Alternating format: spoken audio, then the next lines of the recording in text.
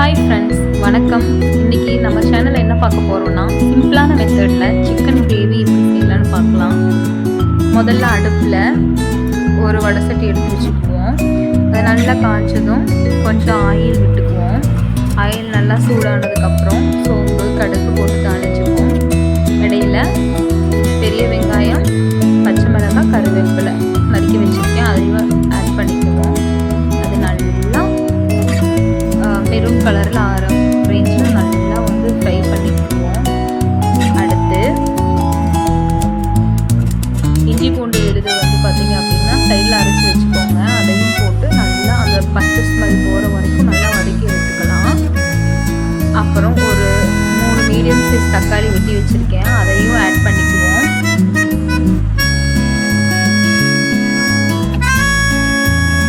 அது கூடயே கல்லுப்பு, மஞ்சத்தூள் ரெண்டும் ஆட் பண்ணி நல்லா வதக்கிப்போம். அப்போ தான் நல்லா தக்காளி மசிஞ்சு வரும். தக்காளி எண்ணெய் பிரித்து நல்லா வந்திருக்கு.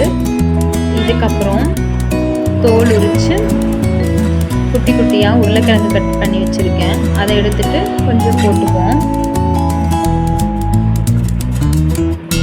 அதை போட்டு ஒரு பரட்டிட்டு சைடில் சிக்கன் கழுவி வச்சுருக்கேன், அதையும் நம்ம ஆட் பண்ணிக்குவோம்.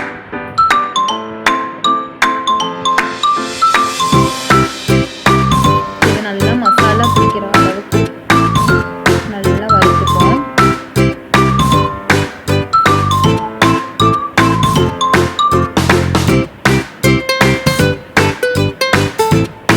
இது கூடவே சிக்கன் மசாலா ஆட் பண்ணிக்குவோம்.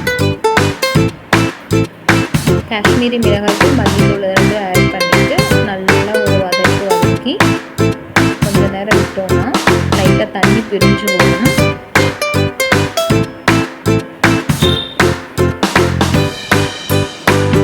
இந்த ஸ்டேஜில் ஒரு அரை ஸ்பூன் தண்ணி ஊற்றிக்குவோம். ஏன்னா உருளைக்கிழங்குலாம் போட்டுக்குள்ள நல்லா வேகணும் இல்லையா, போட்டு கடைசியாக தேங்காயை மிக்சியில் அரைச்சி ஊற்றிக்குவோம். கொஞ்சம் தண்ணி பதத்தில் வேணும் அப்படின்னா கொஞ்சம் தண்ணி ஆட் பண்ணிக்கோங்க. 2 கொதி வந்ததும் கொத்தமல்லி இலையை கட் பண்ணி போட்டு இறக்குவோம். சைடில் அச்சு சிக்கன் லெக் பீஸ் கேட்கணும், அதுவும் முடிஞ்சிச்சு. ஓகேங்களா, சுட சாப்பாடு, ஈரல் கிரேவி,